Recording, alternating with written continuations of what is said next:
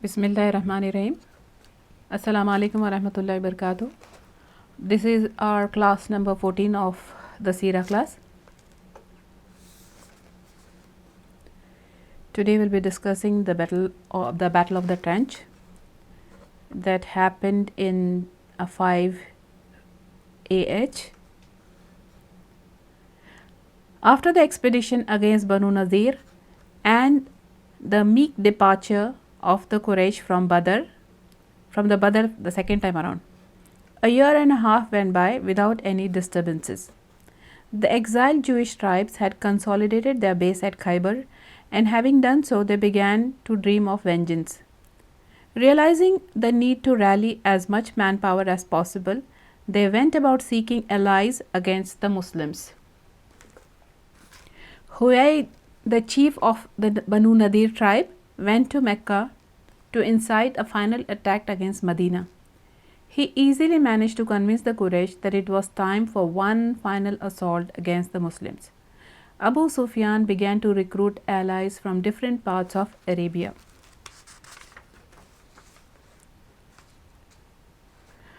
When the Quraysh agreed, the Jewish delegation contacted Banu Ghatfan and they also gave their consent. More and more clans were roped in, and the plan was that each of them should move towards Medina simultaneously. When the news of the coalition reached Medina, the Prophet ﷺ conferred with his companions as to strategize. The Muslims being so heavily outnumbered, it was imperative that they come up with an impenetrable defense. Medina was naturally fortified on three fronts. With volcanic plains and granite hills to the east, west, and south, the city was exposed only on the north, from where the enemy forces could launch an assault. Therefore, the Prophet ﷺ chose to fortify that front. Salman al-Farsi, radiallahu anhu, who was originally from Persia, suggested a foreign war tactic of building a trench around the unfortified parts of the city to keep the enemy at bay. It was a huge project, but it was made easier by the fact that there was some mountainous terrain surrounding Medina which cavalry would be unable to cross.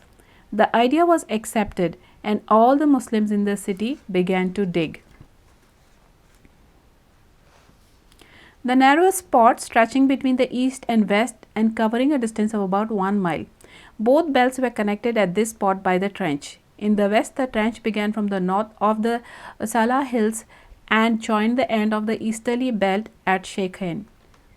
The Prophet ﷺ divided his men into units of 10, with each unit responsible for digging 40 cubits. He himself participated in the task of digging the trench and carrying loads of earth. It was a massive undertaking, and the Muslims worked steadily.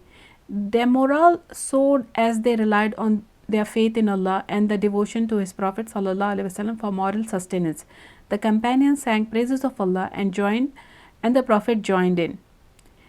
They bore with quiet heroism the rigorous hardship before them, particularly the biting cold and gnawing hunger. Once the men went to the Prophet ﷺ complaining of the debilitating hunger. As proof, each showed him a slab of stone tied to his belly to stave off the hunger pangs. The Prophet ﷺ lifted his shirt. Tied to his abdomen were 2 slabs of stone. On one occasion, Jabir bin Abdullah could not bear to see the Prophet assailed by severe hunger. He slaughtered an Eve, and his wife ground about 2.5 kilograms of barley. He then went to the Prophet ﷺ and discreetly invited him and a few of the Prophet's companions. The Prophet accepted the invitation but brought everyone along, all 1,000 of them. Everyone ate until he was full, but the pot remained replete and the bread continued to bake unchecked. Similarly, once the sister of Numan bin Bashir took a handful of dates for her father and uncle. The Prophet ﷺ took the dates and scattered them on a cloth. He then called all the men as they worked away at the trench. Each of them ate to his fill and left, but the dates kept multiplying and could barely be contained within the cloth. So these are the miracles that Allah subhanahu wa ta'ala gave our Prophet. Bara and his unit came across a large rock. while they were digging the trench. The Prophet, peace be upon him, knelt and said Bismillah before he took his pick. A piece of rock came loose with a light emerging from it. The Prophet, peace be upon him, said Allahu Akbar. The keys of Syria has been given to me. Right now I see its red castle. The Prophet then struck a second blow with his pick and received tidings of the imminent victory over Persia. The last blow signified the conquest of Yemen. In this way, the entire rock was demolished, with each blow bringing the Muslims new hope. So these were the predictions made by a prophet, peace be upon him, and the world saw the fulfilling of all these prophecies. After 2 weeks of full-time effort, there was a 15-foot deep trench virtually surrounding the entire city. While the Muslims concentrated on defense, the Quraysh and their followers arrived with an army of 4,000 men, 300 horses, and 1,000 camels. Abu Sufyan rode proudly as the commander-in-chief of the allied forces, and their standard-bearer was Uthman bin Tala Abdari.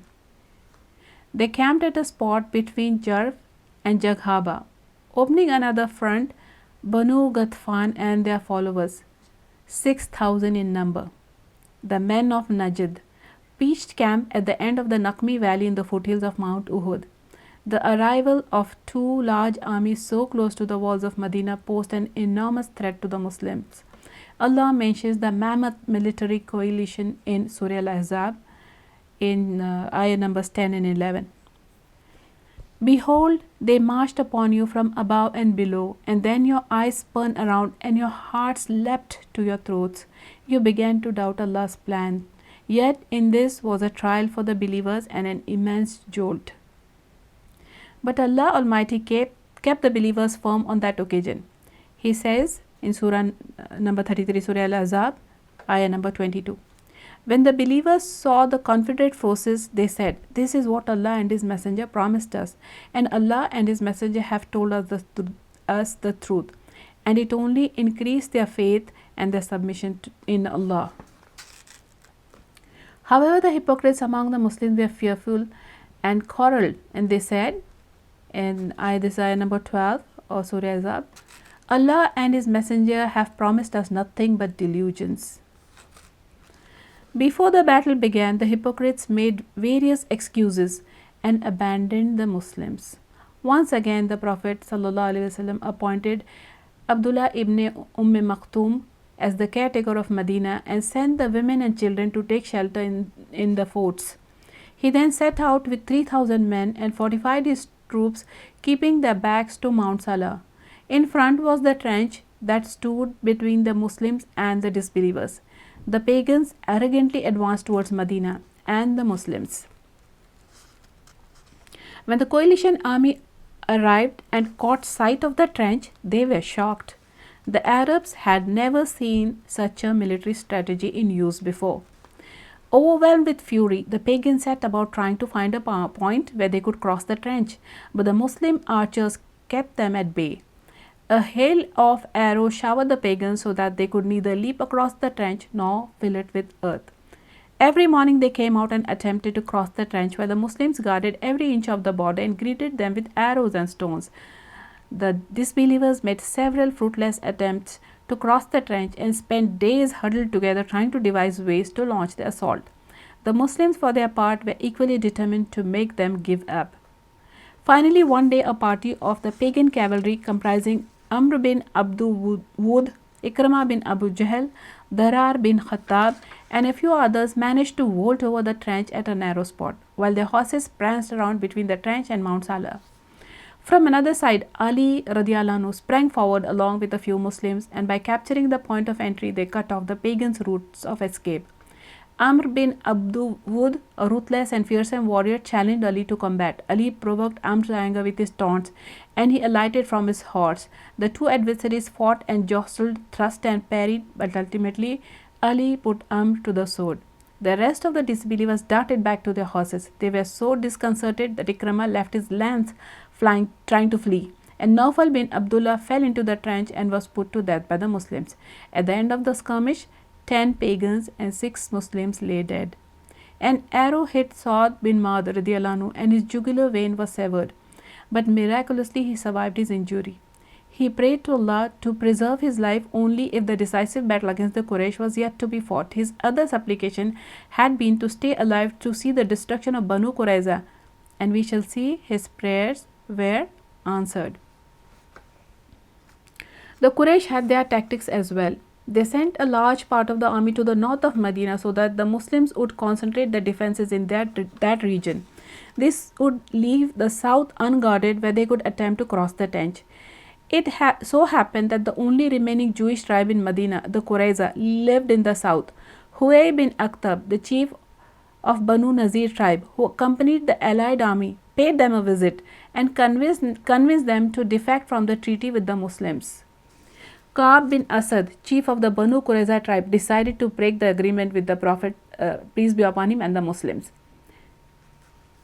The stronghold of Banu Qurayza lay to the south of Medina, which was where the Muslims had their fortifications and where they had left their women and children, while the men were massed along the north. With the breach of faith by Banu Qurayza, the safety of the Muslim women and children was in jeopardy.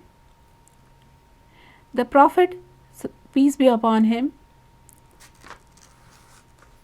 rushed Muslima bin Aslam at the head of 200 men and Zayd bin Harisa with another 300 men to protect the Muslim women and children. However, Saad bin Maad and Saad bin Ubadah were sent behind them to investigate the matter. The Prophet's convoys found the Jews openly unsympathetic and inimical. Banu Qurayza disparaged the Prophet ﷺ, saying, "Who is the Prophet of God? We have not entered any pact with Muhammad." The Muslims were distressed by this treachery, and they felt extremely vulnerable. On this occasion too, the hypocrites bared their fangs.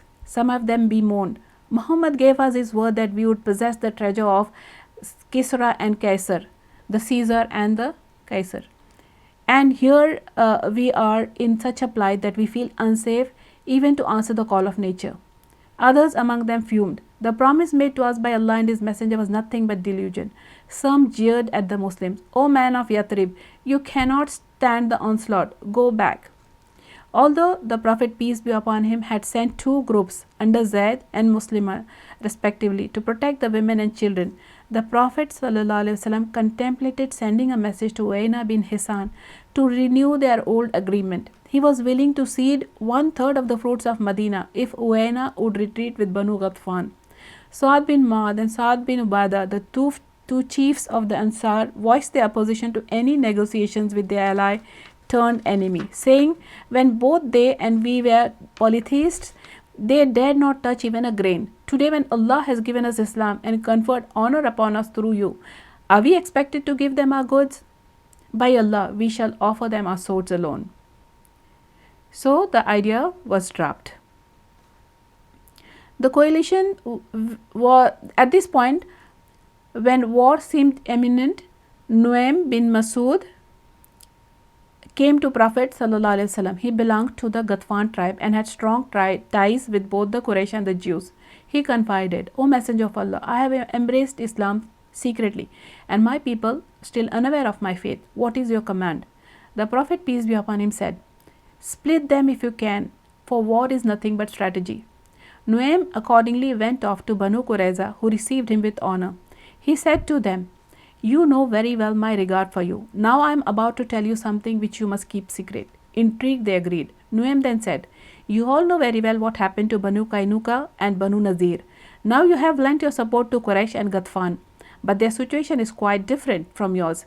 This is your territory wherein are your women, children, wealth and property. You cannot go anywhere else, while your allies' treaty, wealth and property and households lie far off. They will leave for their own havens, leaving you at the mercy of Muhammad, and he will take revenge at will." After having sown the seeds of disquiet, Nuaym left to meet with Quraysh. Then, addressing all the chieftains collectively, he began, "You know I am a great well-wisher of you all." Nuaym said, "The Jews regret the breach of trust they have committed. They fear that you will go back, leaving them at Muhammad's mercy. To appease Muhammad, they have offered to hand you over to them as hostages. Stay alert and do not yield anyone hostage if they should ask you to do so. Then Nuaym called on Ghatfan with the same ploy. His strategy succeeded in creating mutual suspicion among the allies. When Abu Sufyan sent a message to Banu Qurayza to launch a joint attack the following day, he got a cold response. The Qurayza answered, "It is Saturday and we cannot fight. It's their Sabbath. Calamities have befallen us only because we broke the rules of the Sabbath. Secondly, we refuse to fight along with you unless you send us hostages. You might leave for your destination and leave us defenseless." At this, the Quraysh and the Ghatfan said, "By God, Nuaym was right." The Quraysh then sent a message to the Qurayza informing that they would not send any hostages and insisted on them setting out for battle. Banu Qurayza said, Nuaym spoke the truth. The alliance was thus shattered. The siege lasted for almost a month. It was very cold and windy at night, and the allies were almost out of supplies. Meanwhile, the Muslims spent this period of impending danger in supplication to Allah. "O Allah, shelter us and preserve us from all dangers." The Prophet, peace be upon him, invoked his Lord. "O Allah, sender of the book, and speediest in taking account, vanquish the enemy. O Allah, give them a tremendous jolt." One night, Allah sent down a violent storm and an army of angels against the enemy forces. Their utensils were overturned and their tents uprooted. All their belongings were tossed away. The freezing cold shook their resolve. Disheartened and dejected, they prepared to withdraw. That night, the Prophet, peace be upon him, sent Hudayfa radiallahu anhu to gather information. Hudayfa went deep into the enemy front and came back unaffected by the storm or the cold. His news about the retreating enemy relieved the Muslims, and they all went to sleep. The next morning, they found the battlefield deserted. Abu Sufyan and his army, the Quraysh and their allies, had given up and returned unsuccessful. The enemy forces had assembled in Shawwal, 5th AH, and for one long month the Muslims had lived under the threat of a massive attack on all fronts. It had been their biggest ever attempt to capture Medina and annihilate the Muslims, but Allah destroyed their plots. With the failure of such powerful enemies such as Quraysh and Banu Ghatfan, quite naturally the smaller enemy tribes took heed. They did not dare take on the Muslims, and Medina was safe at last. Now, Banu Qurayza committed treachery, and what happened to them we'll continue in our next class, and inshallah that we end our class number 14 here. Subhanakallahumma bihamdika ashhadu an la ilaha illa anta astaghfiruka wa atubu ilaik. Allahumma salli wa sallim ala nabiyyina Muhammad. Jazakumullahu khairan kaseeran. Assalamu alaikum wa rahmatullahi wa barakatuh.